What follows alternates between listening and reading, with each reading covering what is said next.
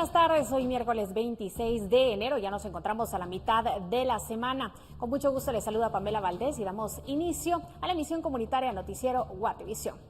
Este miércoles el piloto de un camión que transportaba productos de consumo diario colisionó contra un cabezal que jalaba 2 jaulas cañeras en el kilómetro 174 de la ruta CA2 en Santa Cruz, Muluarre, Taluleu. Y vea esto, los pobladores de varios sectores del municipio aprovecharon el accidente para robar el producto como frijol, leche, entre otros, que habían quedado en el interior del camión y en la cinta asfáltica. El piloto Jorge Luis Guevara, de 37 años, y el ayudante Gerardo Rashtun quedaron heridos tras la colisión y fueron trasladados por los cuerpos de socorro a la emergencia del Hospital Nacional de Mazatenango, Suchitepeques.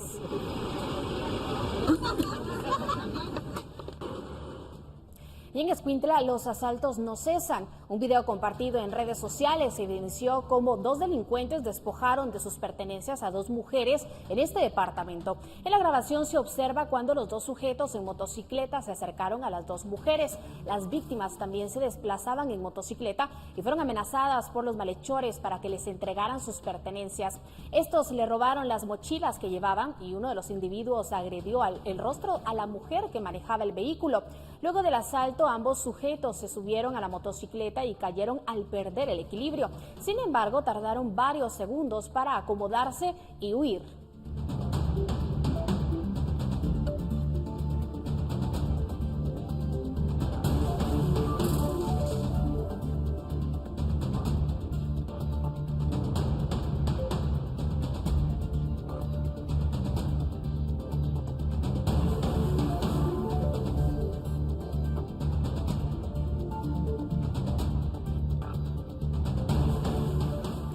En otros temas, 3 agentes de la PNC de Suchitepeques fueron retenidos ayer martes durante varias horas por vecinos de la Boga Costa de Sololá como represalia por disolver a la fuerza el bloqueo en el kilómetro 149 CA2 en San Antonio, donde además se capturó a 3 personas. Los agentes fueron liberados a cambio de entregar a los manifestantes detenidos. Vecinos de la Boga Costa de Sololá bajaron a Santo Tomás La Unión y secuestraron a la agente Paola Argueta. Además, dañaron 2 patrullas que quedaron volcadas en el cruce del Aguacatal en San Pablo Jocopilas. Mientras se dialogaba para la liberación del agente, los vecinos retuvieron al comisario y otro agente. Los manifestantes que tenían retenidos al comisario y a la compañera solicitaban que se les entregaran a las personas que tenía la Policía Nacional Civil preventivamente para al momento de que ellos fueran entregados, liberaban ellos al comisario y a la compañera. Entonces se vio la necesidad de hacer el canje, ya que eran las exigencias que tenían los manifestantes. En horas de la noche se logró la liberación de los agentes de PNC retenidos que fueron evaluados en el IX de Mazatenango. Franco Suchité, comisario departamental, presentaba golpes en distintas partes del cuerpo. A las 20 horas, el comisario de Policía Nacional Civil, Franco Suchité, fue trasladado a la que es Santo Tomás La Unión, y los agentes Ana Paola Argueta Pastor y Edwin Roberto Robles Mejía los llevaron a la aldea Guineales, donde fueron liberados a las 21:15 horas, posterior al alcance realizado que estaba en las exigencias de los manifestantes. El Ministerio Público trabaja en la identificación de quienes participaron en el secuestro y buscan individualizar a los implicados de la destrucción de las patrullas. Desde Suchitepeques, Marvin Tunches, Noticiero Guatevisión. Ahora veamos, ¿la retención de los agentes de la Policía Nacional Civil fue una retención o se considera un secuestro? Fernando Cabrera nos da más detalles al respecto y de la postura de la Policía Nacional Civil. Adelante, Fernando, muy buenas tardes, te escuchamos. Buenas tardes, Pamela, un gusto poderte saludar igualmente a toda la audiencia del Noticiero Guatevisión. Así como tú lo estabas mencionando, pues tuvimos la oportunidad de platicar con Edwin Monroy, vocero de la Policía Nacional Civil, y mencionaron que a estas personas, esos presuntos tutuqueros que son del medio de transporte, pues se les levantará una denuncia debido al intento de secuestro hacia la Policía Nacional Civil que detuvieron ellos el pasado martes. También pudimos platicar con el Ministerio Público, sin embargo no tuvimos ninguna respuesta con ellos.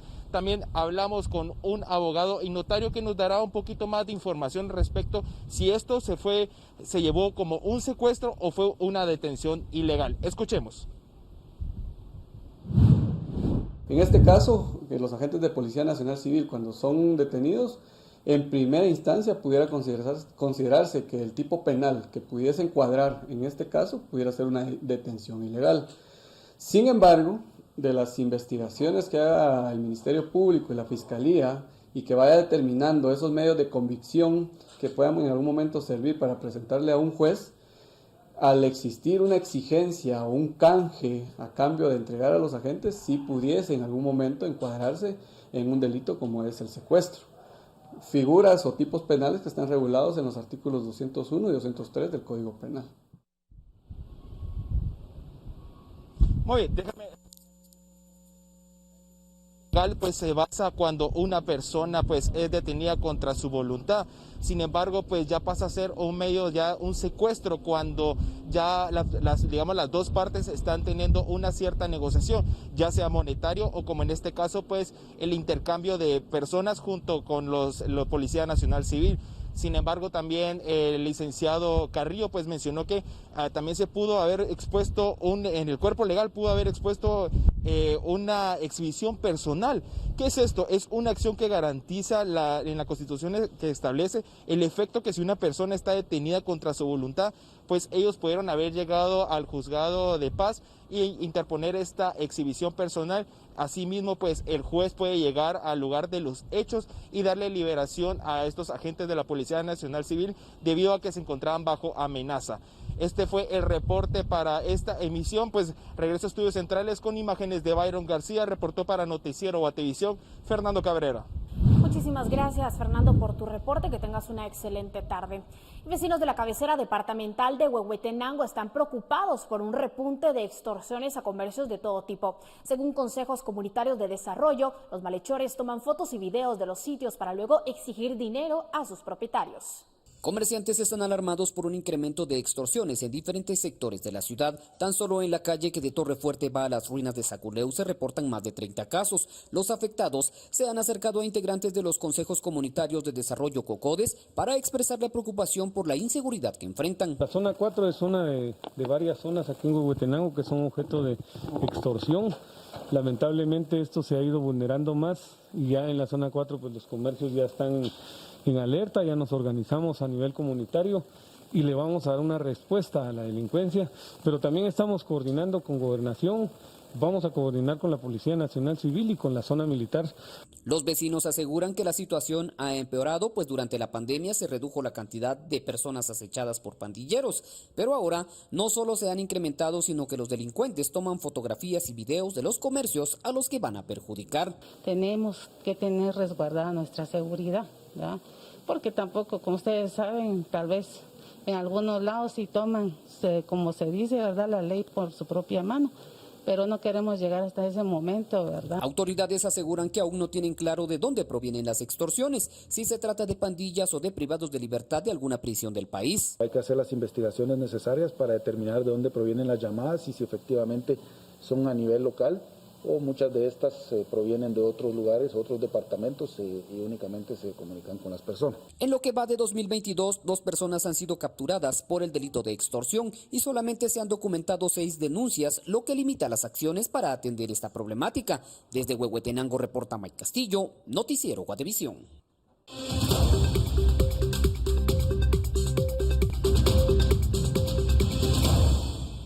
Vamos a noticias internacionales. Reporteros se manifestaron en varias ciudades de México tras el asesinato de 2 periodistas en una semana, denunciando la falta de protección a los comunicadores amenazados en uno de los países más peligrosos para el periodismo. Protestas en México por las agresiones contra periodistas.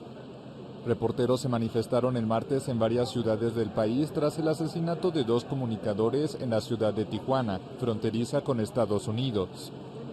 Cientos de personas se congregaron frente a la Secretaría de Gobernación en Ciudad de México para exigir justicia por los homicidios del fotógrafo Margarito Martínez y la reportera Lourdes Maldonado, ambos ocurridos la semana pasada. También se registró una protesta en Tijuana. Ambos periodistas fueron baleados, habían denunciado amenazas y solicitado protección al mecanismo de seguridad en el estado de Baja California. Que todos estamos unidos, que la libertad de prensa no se debe de coartar y todos tenemos el mismo sentimiento, la misma unidad, somos una familia del medio periodístico y que, bueno, si agreden a uno, nos agreden a todos. A nivel federal existe desde 2012 un mecanismo de protección para defensores de derechos humanos y periodistas, que cobija a cerca de 500 comunicadores. Activistas sostienen que el mecanismo está rebasado y es ineficaz. Todos estamos consternados con su muerte y además exigimos justicia, que esto se resuelva ya de inmediato. A los crímenes de Tijuana se suma el del periodista retirado José Luis Gamboa del estado de Veracruz, quien el 10 de enero recibió varias puñaladas que le costaron la vida. Las autoridades investigan si la agresión estaría ligada a sus comentarios en redes sociales. México es uno de los países más peligrosos para ejercer el periodismo, con más de un centenar de comunicadores asesinados desde el año 2000, según la Comisión de Derechos Humanos. Más del 90% de estos crímenes permanecen impunes. Y fue encontrado el cuerpo de una de las 39 personas desaparecidas tras la volcadura de un barco frente a las costas de Florida. La Guardia Costera estadounidense informó este miércoles haber hallado el cadáver y continúan las labores de búsqueda, pero advirtieron que al cumplirse 3 días después del naufragio, las posibilidades de encontrar supervivientes disminuyen. La catástrofe se conoció luego de que un marino mercante rescatara a un hombre aferrado a una embarcación volcada a unos 70 kilómetros al este de Fort Pierce, en el Atlántico. Las autoridades sospechan que se trata de un caso de tráfico humano. El Estado ruso considera como destructiva la idea de sancionar al presidente Vladimir Putin, luego de que Estados Unidos lo mencionara en caso de una invasión a Ucrania. El Kremlin respondió luego de la sugerencia del presidente estadounidense Joe Biden hacia su homólogo ruso, diciendo que la medida no tendría el efecto deseado y que solo empeoraría las relaciones entre Moscú y Occidente. Por otra parte, Rusia ha incrementado en los últimos días la cantidad de tropas militares y en la frontera ucraniana ya se acumulan hasta 100.000 soldados a la espera de cualquier orden. Estados Unidos estima que Rusia recurrirá a la fuerza contra su vecino a mediados de febrero, según el Departamento de Estado. Inglaterra levantará a partir de este jueves la mayoría de reglas impuestas para prevenir los contagios de COVID-19, muchas de las que ya se habían eliminado, pero durante la temporada decembrina y el consecuente aumento de los contagios por Omicron volvieron a imponerse. Pero debido al descenso en el número de contagios y sobre todo de hospitalizaciones, muertes y casos graves, el primer ministro Boris Johnson tomó la determinación de que era tiempo para que Reino Unido retomara la normalidad. Las medidas que a partir de la medianoche dejarán de regir en Inglaterra es el uso obligatorio de mascarillas en lugares públicos y privados, el pasaporte de vacunación, teletrabajo y normas de aislamiento. La Organización Panamericana de la Salud urgió garantizar la reapertura segura de las escuelas al iniciarse el tercer año de la pandemia, descartando que para esto sean necesarias altas tasas de vacunas anti-COVID en niños. La directora de la OPS, Carissa Etienne, destacó que los menores han sido afectados por la pandemia y subrayó que millones de niños en las Américas no han retomado y retornado a las aulas y enfrentan la peor crisis educativa registrada en la región. Según las pautas de la OPS, el uso de mascarillas, el distanciamiento social y una ventilación adecuada permiten que los niños retornen a los centros educativos de manera segura.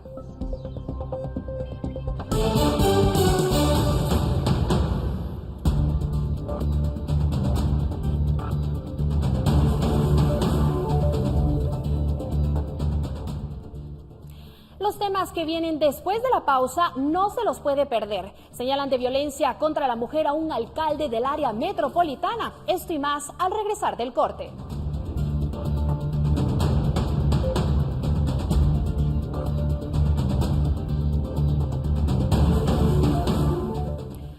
Estamos de regreso. Mirta Monterroso Bonilla y Jorge García Monterroso, esposa e hijo del diputado Jorge García Silva, se entregaron junto a 7 personas más al juzgado quinto penal luego de permanecer prófugos. Los 9 implicados se presentaron ante la jueza quinto penal Judith Secaida y luego la Fiscalía contra la Corrupción empezó a imputar hechos por contratos irregulares adjudicados por el INSIBUME.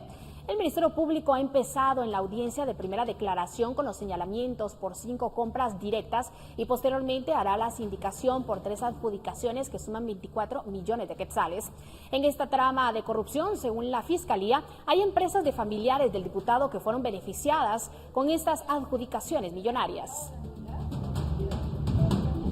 Por no contar con la capacidad técnica, científica y de personal humano pertinente y necesaria para realizar servicios a equipos científicos de la gama especializada que comprenden al INSIBUME, artificio que fue utilizado por usted para respaldar la factura electrónica de fecha 10 de julio del año 2020, con número de serie 06E2245F, número de DTE 33 59 32 84 17, por medio de la cual se aprobó y se pagó el servicio que no fue prestado, logrando con ello usted el objetivo de defraudar al erario público. Luego de que la esposa e hijo del diputado Jorge García Silva se pusieron a disposición de la justicia por el caso INSIBUME, el parlamentario no acudió a la sesión plenaria de este miércoles. El curul 146, ubicada en la parte superior del hemiciclo, la cual es asignada al congresista, este día lució vacía. En el tablero electrónico se mostraba que el parlamentario habría solicitado una licencia para no acudir al pleno. Sin embargo, a la sesión del martes sí asistió. Silva formó parte el año pasado de la Junta Directiva como uno de los 5 secretarios. La Corte Suprema de Justicia decidió no entrar a conocer la solicitud del retiro del derecho de antejuicio del diputado Jorge García Silva, que envió el juzgado quinto penal. Los magistrados de la Corte Suprema de Justicia devolvieron la certificación de inhibitoria al juzgado y justificaron que faltó en el expediente el pronunciamiento del Ministerio Público. La decisión de no conocer la petición del retiro de inmunidad fue por mayoría. La Fiscalía contra la Corrupción vincula al legislador García Silva en el caso de corrupción descubierta en el INSIBUME, en el que también están señalados su esposa e hijo.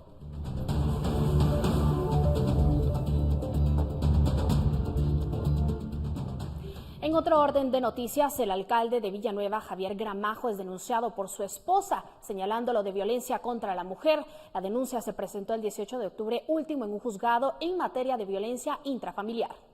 Marcela Lisset Guzmán Sandoval denunció a su esposo, el alcalde de Villanueva, Javier Gramajo, por violencia contra la mujer. El jefe edil villanovano fue denunciado en el juzgado de primera instancia de familia para la protección en materia de violencia intrafamiliar. Esto el 18 de octubre pasado por su esposa. Guzmán Sandoval expuso a los fiscales que se separó de su esposo, el alcalde de Villanueva, por problemas de infidelidad, pero a raíz de esas discusiones su vida quedó en peligro. En la denuncia, Guzmán Sandoval considera que su vida está en riesgo y señaló que el jefe edil le prohibió hacer pública la separación. La esposa de Gramajo en la denuncia aclaró que luego de esa separación empezó a ser controlada en varias ocasiones. Empecé a notar cómo hasta la misma seguridad que él me asignó me controlaba tomándome fotografías e informándole a él de cada cosa que yo hacía, situación que antes no se daba. Además, en septiembre de 2021, junto a mi seguridad, notamos que éramos perseguidos por otro vehículo, relató Guzmán Sandoval en la denuncia. Se ha contactado a Comunicación Social de la Municipalidad de Villanueva para obtener una postura del alcalde Javier Gramajo y justificaron que por reuniones que tiene el funcionario se trasladará después su versión del caso. Reportó Edwin Pitán. El alcalde de Sansar, El Progreso, Alex Donaldo Castañeda, ha perdido el derecho de antejuicio y podrá ser investigado por una serie de decisiones arbitrarias que tomó en la comuna. La Sala Segunda de Corte de Apelaciones fue la que decidió retirarle la inmunidad al jefe edil. Integrantes del consejo señalaron que el jefe edil tomó una serie de decisiones arbitrarias. Una de ellas fue destituir al secretario municipal y luego expulsar a los integrantes de ese consejo por no presentarse a unas sesiones, pero sí se presentaron excusas para las audiencias. Los integrantes del consejo señalaron que se violaron procedimientos establecidos en la ley electoral y de partidos políticos.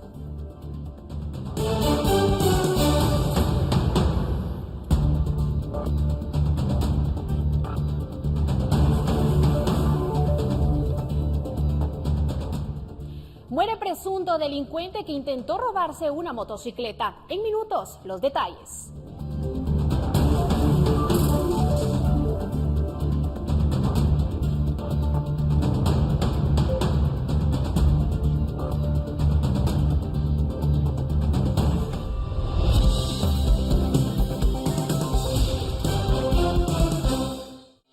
importa la hora, no importa el lugar.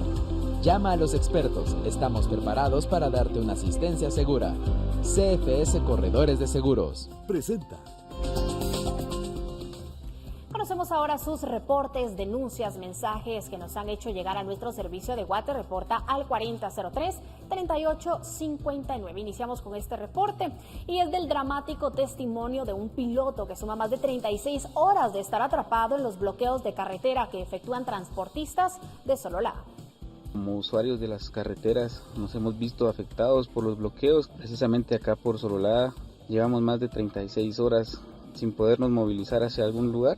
No tenemos alimentos, no tenemos servicios sanitarios y para que alguien tome cartas en el asunto, porque ya es mucho tiempo y la verdad que acá los pobladores indican que seguirán con el bloqueo y ellos dicen que no les importa quedarse aquí todo el día, toda la noche, porque lo relevan cada 12 horas.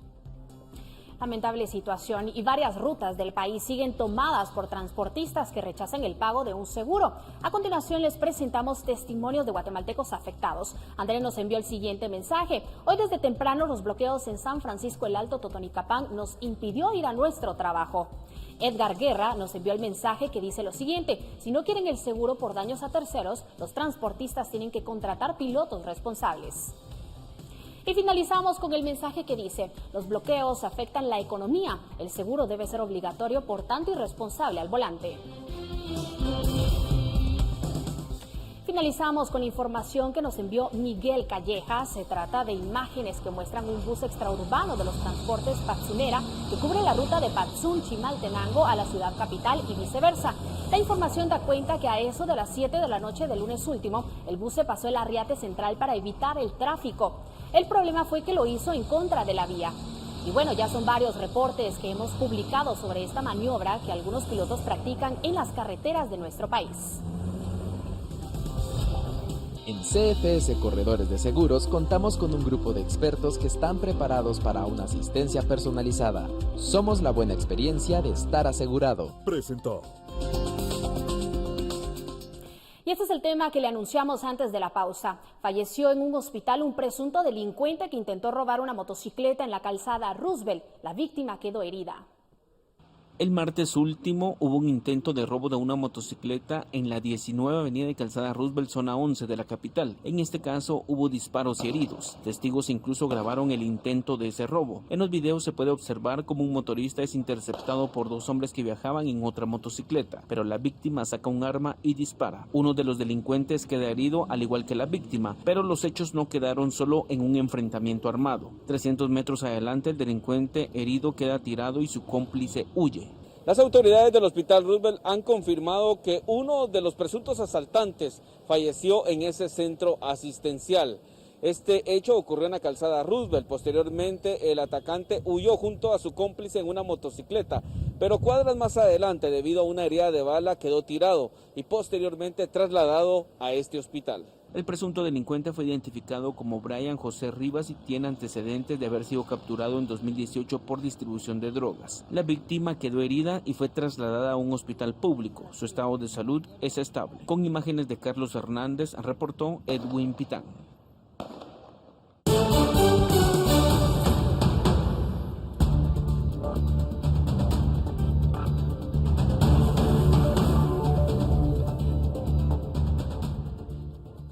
Contagio masivo en centro de salud. Este día visitamos la colonia donde el COVID-19 infectó a casi todo el personal. Tenemos el informe luego de esta pausa.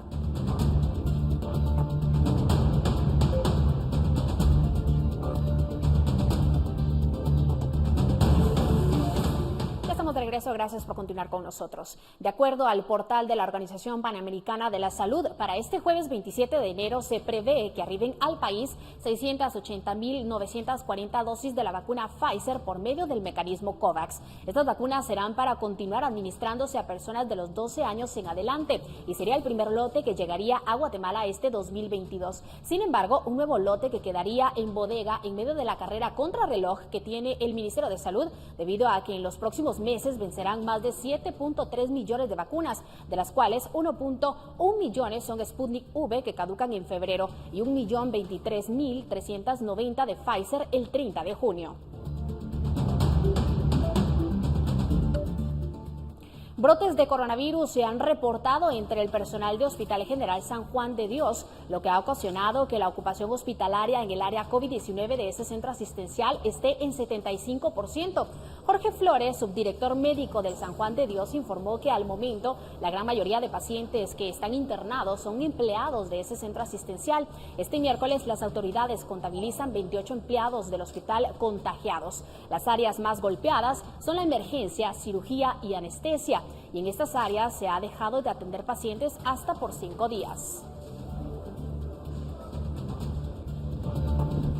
La gran mayoría de pacientes que tenemos ingresados en estas áreas son pacientes que hemos tenido brotes internos, que se han tomado las medidas ya administrativas para evitarlos, que han tenido que ser movilizados a áreas COVID. Es un mínimo el porcentaje de pacientes externos que nos ingresan de la calle, que vengan positivos y que tengan una patología, que no tengan una patología de base, que sea la que nos está generando el que nuestras áreas COVID se mantengan bastante ocupadas. Autoridades del Hospital General también reconocieron que tienen un desabastecimiento de medicamentos por una mala planificación y principalmente por la falta de oferentes, pues un 74% de concursos subidos fueron declarados como desiertos. Ahora no hay antibióticos, medicamentos para pacientes oncológicos y analgésicos. Se detalló que no han logrado comprar ni acetaminofén o aspirinas porque cuando suben un concurso sale desierto. Las autoridades explicaron que están tratando de hacer compras en el extranjero en conjunto con la Organización Panamericana de la Salud y el Consejo de Ministros de Salud de Centroamérica. Los principales son antibióticos, tenemos los que son derivados de la penicilina, en sus lugares mucho más avanzados, que son meropenem, imipenem, ertapenem, piperacilina, tazobactam, son los que estamos a cero, que son medicamentos muy necesarios con nosotros, pero que hemos hablado con los proveedores y que la materia prima a nivel mundial está agotada y que no podemos adquirirlo. Como les repito, de meropenem compramos 62,000 viales y nos entregaron 1,000 nada más. Entonces el impacto a nivel de tratamiento de antibiótico es increíble y complicadísimo. La verdad que estamos haciendo maravillas, haciendo sustituciones. El área de infectología está tratando de sustituir los antibióticos para lograr compensar esta situación. Por supuesto que ha habido algunos pacientes que no hemos logrado tratar al 100%. El pasado 20 de enero, un grupo de estudiantes denunció ante Noticiero Guatevisión que el Hospital General San Juan de Dios les tenía una deuda de 5 meses al no pagarles sus servicios. Ante ello, este día Gerardo Hernández, director del hospital, indicó que desde hace 3 días se firmaron los cheques para pagar a estudiantes de medicina 5 meses que se les debía. Por la cuota presupuestaria, pues no logramos hacer esa cancelación. Este año quiero informar que hace 3 días firmé el cheque para ellos. Es un cheque que va de una cuenta hacia otra de nuestro hospital. El cheque asciende a 749,000 quetzales, que fue lo que se les canceló por medio de que son 5 meses con nosotros. Ese movimiento bancario se hizo ayer. Eso quiere decir que en las cuentas de los estudiantes de medicina estará ya dentro de los siguientes 2 días que haga la compensación de los cheques. Entonces, queremos decir que hemos cumplido con esa situación.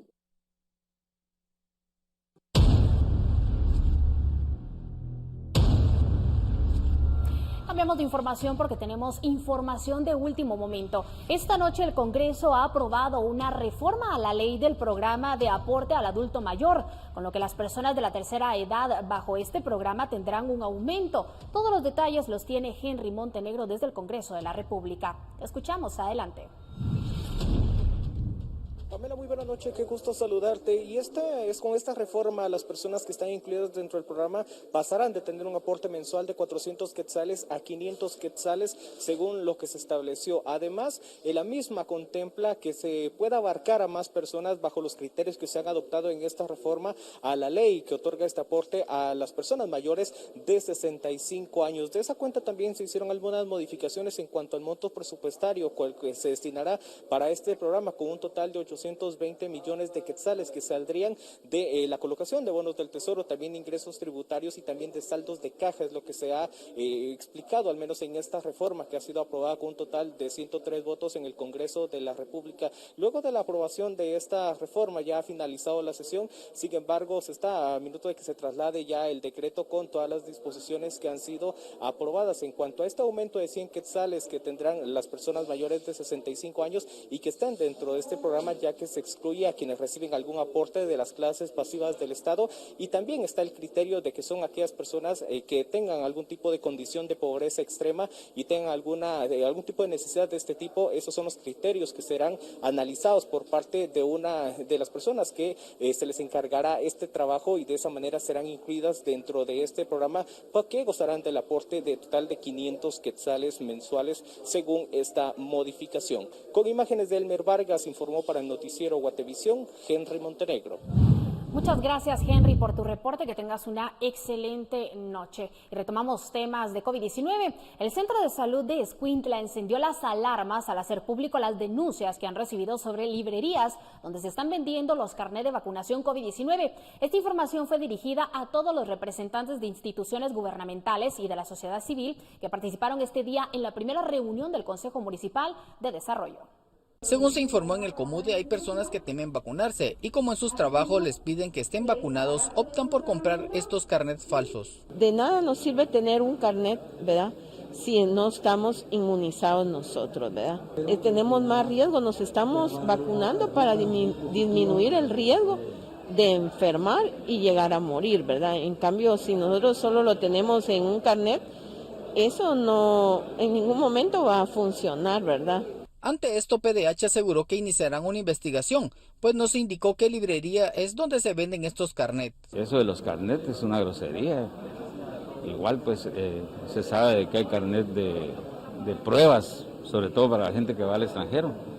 Pero nunca ha habido una denuncia formal, ¿verdad?, que nos diga, miren, pero no, vamos a tener que hacer la investigación nuestra, ¿verdad?, a ver cómo avanza esto y pues pedir los informes a donde corresponde, ¿verdad?, porque creo que el Centro de Salud tiene que tener un control de los carnets. El departamento tiene en rojo a Zipacate y Siquinalá, en anaranjado tiene a 4 municipios y en amarillo a 8. A esto se suma que en la inmunización han avanzado un poco más del 70% de la población proyectada a inocular. Existen personas que llegan y dicen que están vacunados y en realidad nunca han sido vacunados en ningún lugar, ¿verdad? A la población que se vacune, que seamos conscientes de que si yo me vacuno, cuido la vida de mi familia y de mi comunidad. Para Guatevisión, Carlos Paredes.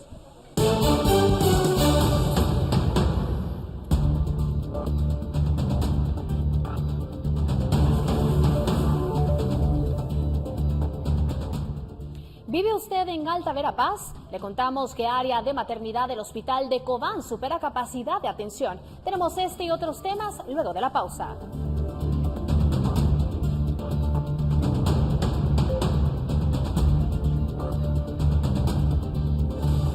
Gracias por continuar con nosotros. En el área de maternidad y pediatría en el Hospital de Cobán en Alta Verapaz, el número de pacientes va en aumento. La prueba de eso es que entre 34 a 60 niños nacen diariamente en ese centro asistencial. Cuando se construyó el Hospital de Cobán, no se pensó a futuro, pues el número de habitantes día a día aumenta, y la prueba de ello es que de 34 a 60 niños nacen diariamente en Cobán. El número de camas ya no son suficientes en el área de maternidad del nosocomio para atender a la población de manera digna. El área de maternidad manejan censables 56 camas, pero lamentablemente la mayor parte de días tenemos siempre ocupada más de 90 camas en el área materna.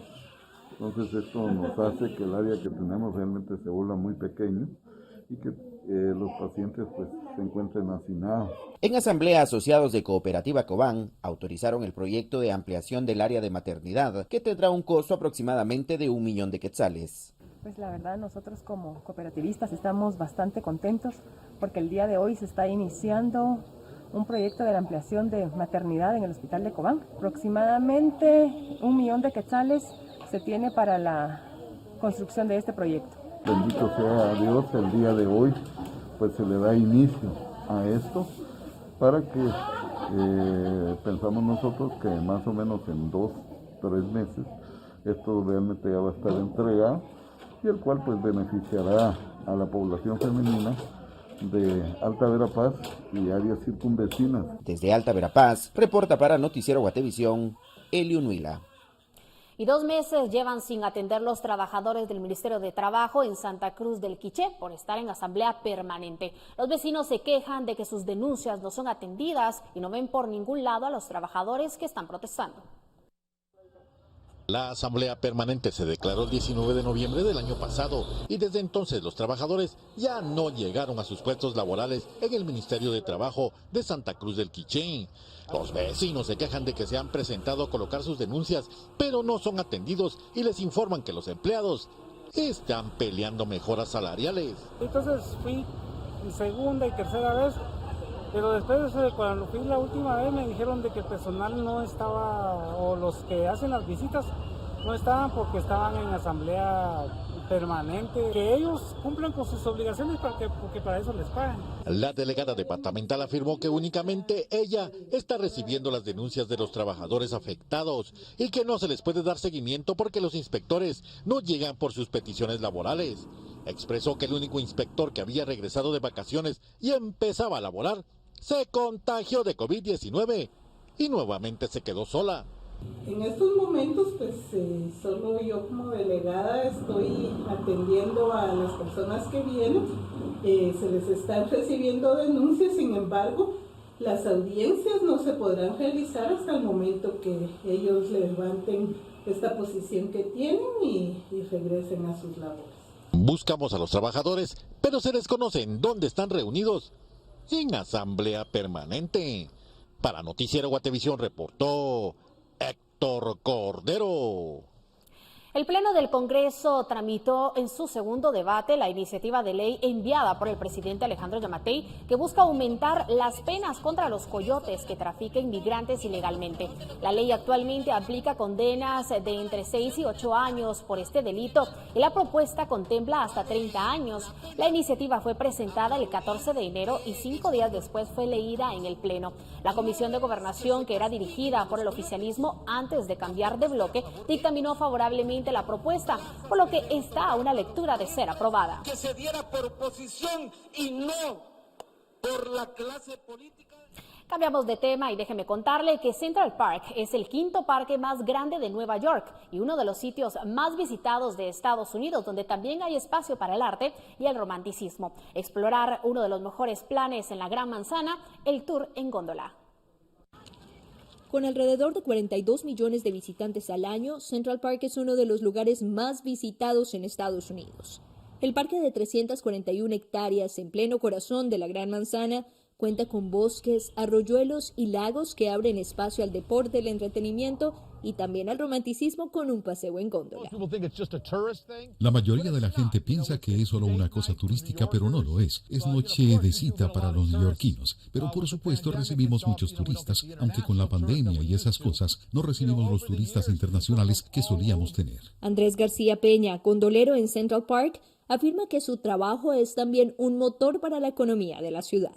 A lo largo de los años hay gente de todas partes, de todos los estratos económicos. O sea, estamos justo al lado de la Quinta Avenida, probablemente la parte más rica del mundo. Pero el paseo en góndola no es caro. Y tengo hijos, ya sabes, en la noche del baile de graduación, vienen con sus novias haciendo la góndola. Entonces, es todo el mundo. $20 cuesta la hora de paseo en góndola. Un plan que parecería exclusivo, pero que se ha convertido de hecho en una de las actividades típicas del lugar. Este gondolero, también artista de profesión, comenzó en el negocio hace 27 años buscando un ingreso adicional. Cuando vine a ver me impresionó mucho ver auténticas góndolas venecianas en Nueva York y realmente quería aprender a remar. Y en ese entonces el Boat House era una fracción de lo que es hoy, no era realmente tan lleno, pero lo disfruto y bueno, llevo mucho tiempo aquí. Planes familiares, de pareja, proposiciones matrimoniales y hasta picnic en bote son los planes típicos del lugar. Laura Sepúlveda, Voz de América.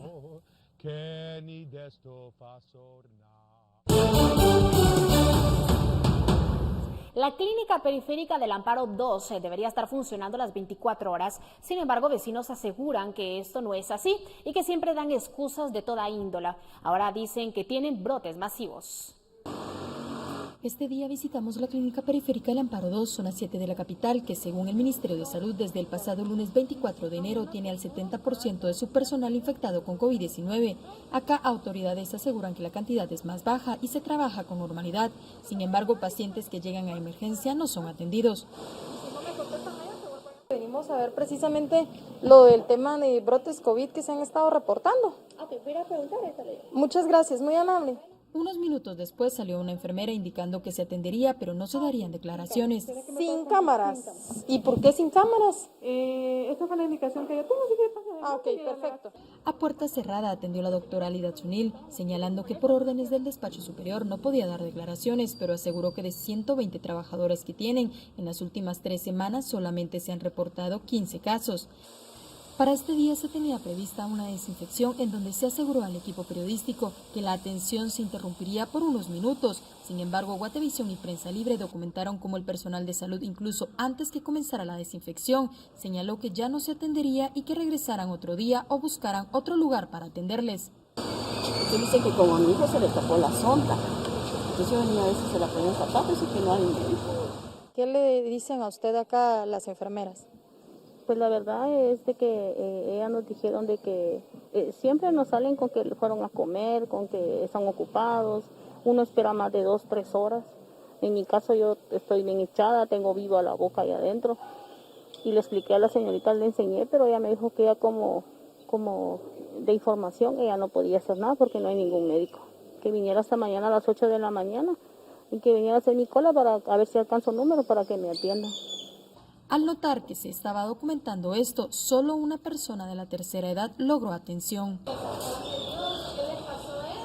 Se acaba de caer. No hay ningún médico que lo pueda atender. Si me da chancecito, me voy a llamar.